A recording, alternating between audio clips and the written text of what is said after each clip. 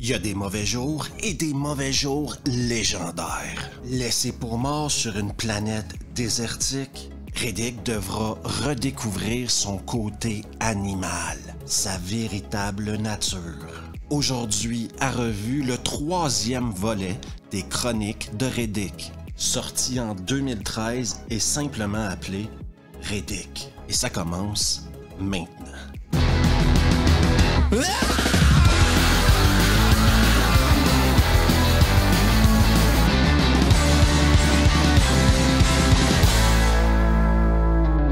Vous n'imaginez pas le nombre de fois où on m'a rayé de la liste et laissé pour mort. Riddick se retrouve donc laissé pour mort sur une planète inconnue.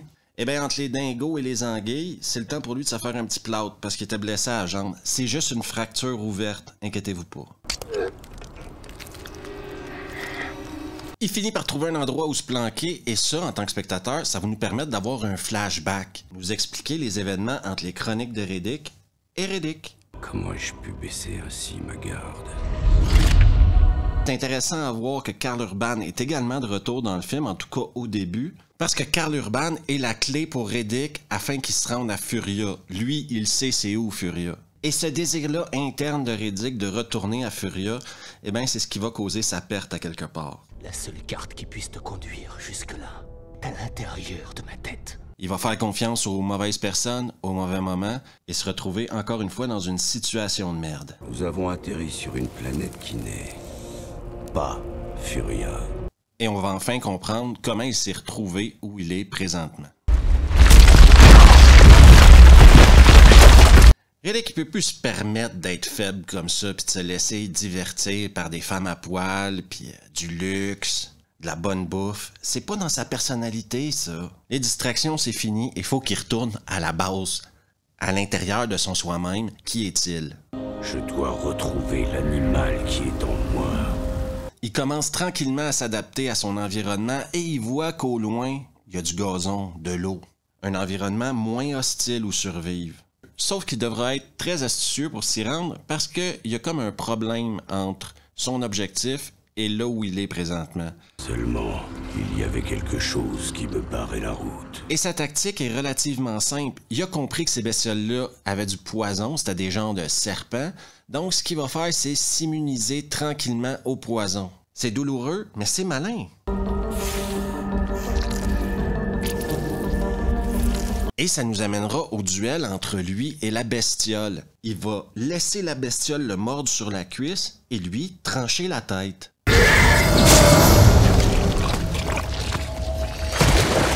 Sauf qu'il y avait une deuxième bestiole et celle-là n'a pas du tout le même gabarit que la première. Riddick va quand même réussir à s'en sortir en passant sous les jambes de la créature avec un chien dans les bras. Riddickesque.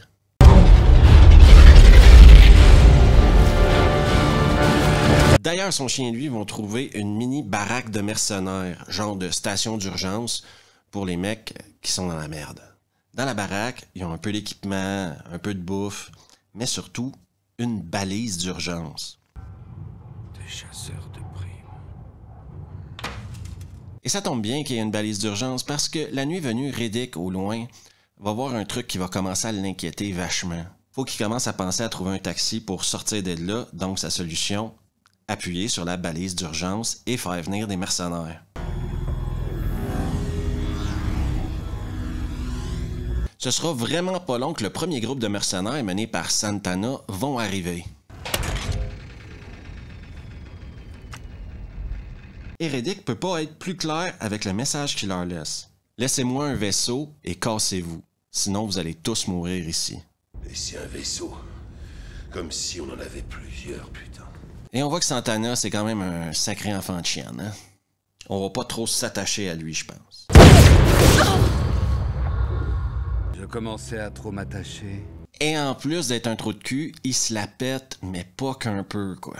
Garde-toi une gêne, tu sais pas à qui tu fais face. Pour mettre ta tête dans une boîte, celle-ci! Prends exemple sur le mec de ta team, qui lui semble comprendre dans quelle merde t'es en train de les mettre, là. Moi je dis que le Riddick, il faut pas l'énerver. Enfin bon. Arrive maintenant un deuxième squad de mercenaires. Et tout d'un coup, Dave Bautista, oui, Dave Bautista joue dans ce film-là, vient de comprendre le message de Riddick. Laissez un vaisseau, prenez l'autre et cassez-vous. Et c'est comme ça que le film se termine, parce que les mercenaires vont s'asseoir ensemble autour d'un feu de bois, avoir une discussion à cœur ouvert, comprendre que Riddick est une menace à laquelle ils peuvent pas faire face, même s'ils sont 11 contre 1, laisser les clés à Riddick dans la baraque et se casser avec un des deux vaisseaux. Je vous confirme que ça aurait été beaucoup plus simple comme ça. Retournons au film. Ce qui va arriver, bien sûr, c'est que les deux squads de mercenaires et les deux chefs, surtout, vont jouer à qui pisse le plus loin. Pas vraiment productif, mais apparemment obligatoire. Le concept des renforts, ça ne te dit pas grand-chose. Mes bêtes féroces n'ont peur de personne. Ils finissent par s'entendre sur le fait que le squad arrivé en premier a priorité et le second squad vont être là en tant qu'observateurs. Quand la nuit tombe, bien sûr, Riddick envoie son chien en reconnaissance. Et il va commencer à déconner avec tout l'équipement high-tech des mercenaires. Ils vont se rendre compte qu'il manque quelques petits trucs dans la baraque, genre des énormes pièges à loups. Quelle surprise, c'est maintenant l'heure pour Riddick de commencer à bosser, quoi. Il y en a un qui va se choper les pièges géants, bien sûr, ils sont pas disparus pour rien. Il y en a un qui va clairement disparaître. H13, il devrait pourtant être là, putain! C'est les meilleurs moments du film, c'est quand Riddick est en mode prédateur et il y en a un autre qui tombe. Joue pas au con avec moi! Hey! Salut toi qui regarde un épisode de revue sur l'incroyable univers de Riddick. Garde-toi, abonne-toi juste ici, fais plaisir à la chaîne, aide la chaîne. Et surtout, on retourne au film maintenant, parce que ces petites pauses-là, je les fais pas parce que j'aime ça. Et bizarrement, au petit matin, Santana, le chef du premier groupe, semble avoir changé d'idée sur le fait d'accepter ou pas accepter l'aide de l'autre groupe de mercenaires. Oui, parce que voyez-vous, quand tu perds 3 mecs la première nuit, ben tu te rends compte que ta durée de vie est peut-être limitée aussi. Et c'est là qu'on va apprendre le nom du chef du premier groupe, Jones. Ouais, comme le Jones dans le premier film, sauf que là, c'est son père. Qui es-tu? Je m'appelle Jones. Vous vous souvenez de Jones dans Pitch Black? Vous prenez un café le matin, moi je prends de la morphine. Qu'est-ce que ça peut faire? La seconde de John, Dal, jouée par Katie Sackhoff, a une idée. Ce qu'elle va faire, c'est qu'elle va tirer sur le chien de Riddick, mais pas avec des balles pour le tuer, mais avec des balles pour le marquer. Question de suivre sa piste et donc, par conséquent, d'essayer de trouver Riddick. Et moi, je donne 2 points de plus au film pour les motos stylées, quoi. Sérieux, ça en pète. Là où le chien va les mener dans une caverne, ils vont trouver un corps, mais ça sera pas celui de Riddick. Ça va être celui du meurtre qui avait disparu hier. C'est le gars de Santana. Et je vous pose la question, si Riddick n'est pas dans la caverne, où est-ce que Riddick peut-il bien être? Et quand les mecs vont arriver, eh bien, Riddick va leur avoir à faire un nouvel échange. Il faut que je vous explique ça, ok? Parce que Riddick, à quelque part, c'est un génie. C'est une des plus longues scènes du film, mais cette scène-là est importante parce qu'elle nous met dans une atmosphère de mercenaires qui commencent à se dire qu'ils vont tous crever là. Dans une armoire, ils ont mis les batteries principales de leur vaisseau. Question que Riddick se casse pas avec un des vaisseaux. Pour fermer l'armoire, ils ont mis une genre de serrure avec une claymore ou des explosifs qui reviennent vers toi. Et le génie de Riddick, c'est que maintenant, il fait douter à tout le monde. Est-ce que Riddick n'aurait pas changé le code des explosifs? Ce type est habile. S'il a réussi à l'ouvrir et à piquer un truc, il a très bien pu le refermer. Et le souci, c'est que tant qu'ils l'ouvrent pas, ils savent pas si Riddick a volé les batteries. Et s'il l'ouvre et qu'il a changé le code de la serrure, ça veut dire que quelqu'un va mourir. Santana, le chef de la première équipe, même s'il chie dessus, il va faire son code et son code va marcher. Et quand ils vont ouvrir, les batteries sont là. Je pense que c'est un signe. Oui, parce que Riddick, tout ce qu'il voulait, c'est qu'il ouvre l'armoire, quoi. Et maintenant, ils ont tellement la chiasse de Riddick qu'ils vont pas remettre les explosifs, parce que s'ils volent la clé de Santana, eh ben, il va faire exactement ce qu'il avait peur qu'il faisait tout à l'heure. Riddick les a bluffés total et il a eu tout ce qu'il voulait. Peut-être que ce n'est pas de moi dont vous devez avoir peur. Et je vous confirme que c'est lui qui finit avec les 2 batteries. Maintenant que Riddick a les batteries, il est un peu en charge de la situation, OK? Et il essaie de leur expliquer qu'il y a quelque chose qui s'en vient de pas mal plus important qu'un vaisseau.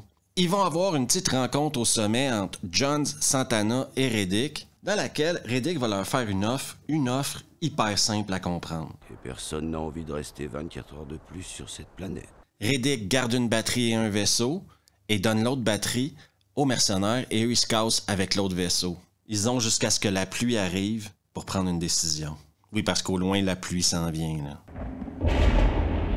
C'est à la fin qu'il faut que tu penses. Il arrive 2 problèmes dans cette conversation-là. Le premier problème, c'est que le père de Johns blâme Riddick pour la mort de son fils. Ce qui est pas totalement faux. Bah, c'est bizarre, mais je sais pas quoi mettre dans la Bible familiale. Mais surtout, Santana, c'est un débile profond. Au loin, Dal, Katie Sackhoff, va tirer 4 balles tranquillisantes sur Riddick. Oui, je le sais, il a la force d'un cheval. Mais plus grave que ça encore, Santana va tuer le chien à Riddick. Je sais ce que vous vous dites. Vous vous dites, Steve, pourquoi il a tué le chien à Riddick? Eh bien, parce que Santana, c'est un mec qui comprend pas que chaque action amène des conséquences. Il n'y aura pas les conséquences maintenant, mais je vous garantis qu'il va les avoir bientôt. Riddick se retrouve donc prisonnier des 2 groupes de mercenaires et le père de Johns, lui, veut des réponses à ses questions. Quels étaient les événements de Pitch Black? Nous, en tant que spectateurs, on connaît ces réponses-là, ce qui fait peut-être traîner la scène un peu. Donne-moi des réponses, putain! S'il te plaît! Mais Riddick, lui, il dit rien ou presque rien. Riddick, il achète du temps. Ça va secouer dur dans quelques heures. Et la pluie commence à tomber. Il y a des gars vachement confiants, mais peut-être même un peu trop confiants, quoi. Quoi que ce soit, ce sera pas dur à tuer. Et d'autres qui sont juste au mauvais endroit. Riddick va leur dire ce qui va se passer. Ils vont tous crever et ceux qui creveront pas vont tous essayer de se trahir les uns les autres afin de survivre. Il est passé à travers Pitch Black. Il sait de quoi il parle. Dans 60 secondes, vous allez accepter de me libérer. Et bizarrement, maintenant, pour Johns, l'échange des batteries contre le vaisseau semble très équitable. Sauf que Santana, lui, il veut absolument pas libérer Riddick. Parce que plus tôt, Riddick, il lui a dit ça. Et tu penses me tuer avec quoi? Ta bouche? Cette lame étincelante. Et Riddick a peut-être des défauts, mais il tient toujours ses promesses.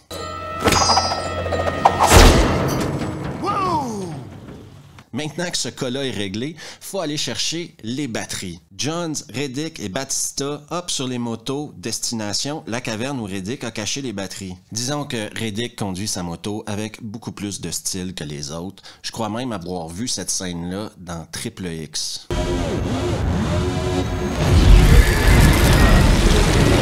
C'est à ce moment-là qu'on se rend compte que Riddick a quand même une mémoire sélective. Mais j'ai pas tué ton fils. La morphine. Ton fils en prenait beaucoup. Et que Johns, le père de Johns, lui aussi choisit de croire ce qu'il veut bien. J'ai pas écouté ces conneries, tu parles pas du mec que j'ai connu. La vérité des événements de Pitch Black est remplie de nuances, voyez-vous. Et ça donne rien de faire de la peine à un père. Et ça donne absolument rien de blâmer Riddick pour la mort de Johns. Soyez indulgents. Et c'est maintenant au tour de Dave Bautista de jouer au con. Par contre, il jouera pas au con longtemps.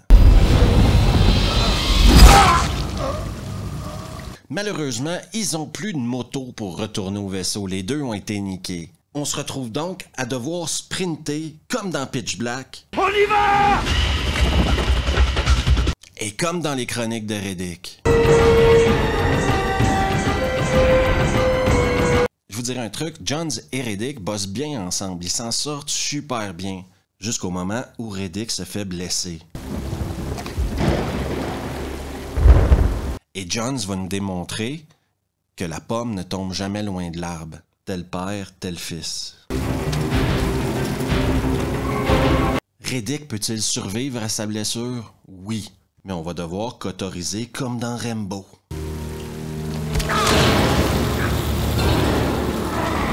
Pour Riddick, c'est simplement le plus gros défi de sa vie de retourner au vaisseau.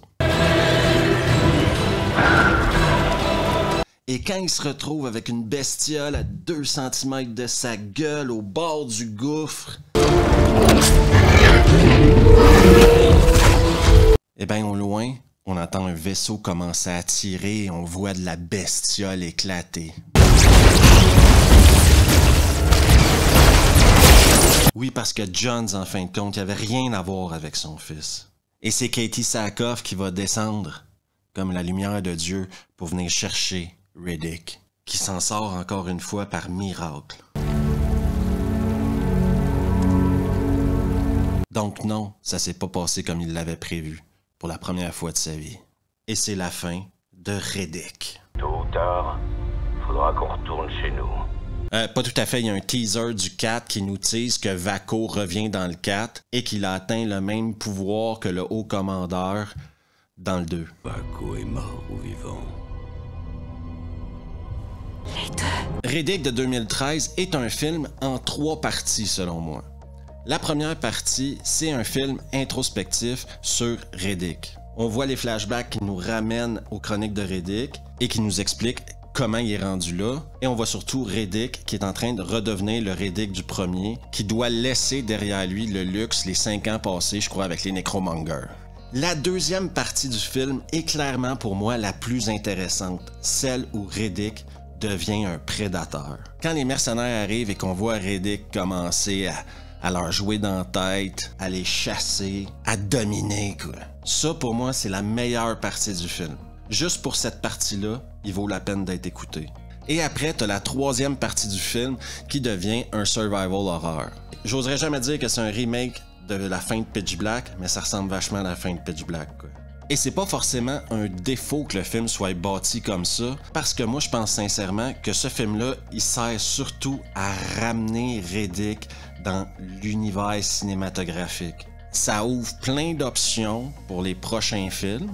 Tout le monde sait maintenant que le 4 est annoncé, il s'appellera Riddick Furia. J'imagine qu'ils iront sur Furia. Si jamais quelqu'un me donne le choix entre garder les Fast and the Furious ou garder les Riddick, là, je vais être honnête avec vous, là, ça va me prendre 3 secondes pour cramer tous les Fast and the Furious. Je m'en fous. Oui, il y en a quelques bons dans le lot, mais j'apprécie beaucoup plus l'univers de Riddick. Et tu vois que Vin Diesel, à la base, c'est un fan de ce genre d'univers-là. Et qu'à quelque part, les succès de Fast and the Furious lui permettent probablement de faire ce qu'il veut quand il veut faire un Chronic of Riddick. Est-ce que le 3e film est un film parfait? Loin de là, mais tu vois que ça a été créé par des fans pour les fans de ce genre d'univers-là. Le design des mercenaires, le design des armes, le design des motos, le design des créatures, les petits détails à gauche à droite sur les couteaux, sur le look des persos, le casting. Quand tu mets Katie Sackhoff dans un film, c'est parce que tu cherches à aller chercher les fans de Battlestar Galactica. Parce que tu l'engages pas parce que c'est une super bonne actrice, quoi.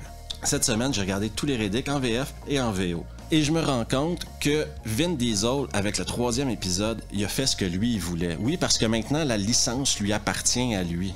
C'est vraiment un fan qui a fait un film pour les fans.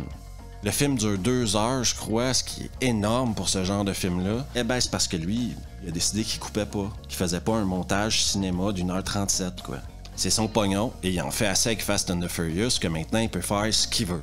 Et ce côté-là de Vin Diesel, où il est fan du fantasy, fan de Donjons et Dragons, fan de science-fiction, eh bien, ça me donne espoir que le prochain Riddick risque d'être très bon aussi. Parce qu'on peut dire ce qu'on veut sur les 3 films de l'univers de Riddick, il n'y a aucun navet là-dedans, puis il n'y a pas de nanar non plus, là. Donc, avec lui en contrôle de la licence, on aura peut-être droit encore à un super bon divertissement, un très bon film, surtout pour les fans du genre, quoi. Et non, ce genre de film-là n'aura jamais le succès que les grands studios espèrent. Parce que déjà, je suis pas sûr qu'il y a autant de fans de ce genre de film-là à travers le monde. Ça reste du fantasy dans l'espace, et c'est pas hyper accessible pour quelqu'un qui veut pas se donner la peine. Plus facile d'écouter un Fast and the Furious, que tu peux avoir des références sur tout dans l'univers, que d'écouter les chroniques de Riddick, admettons. Donc, cette semaine, vous avez eu droit aux 3 chapitres de Riddick. C'est une licence que je vous conseille fortement parce que moi, déjà, je vous l'ai dit plusieurs fois, je suis très bon public pour ce genre de film-là et j'apprécie chacun des films pour des raisons différentes. Et je crois sincèrement qu'il y a des gens qui peuvent aimer le 2, moins aimer le 1, aimer le 3, moins aimer le 2. Je pense qu'il y en a un peu pour tout le monde dans l'univers fantasy dans le monde de Riddick. Merci à tout le monde d'avoir pris le temps d'écouter la vidéo. Si vous aimez le contenu, n'hésitez surtout pas à vous abonner juste ici, à laisser un pouce bleu, un message, tout le tralala. Et on se revoit la prochaine fois. Ah!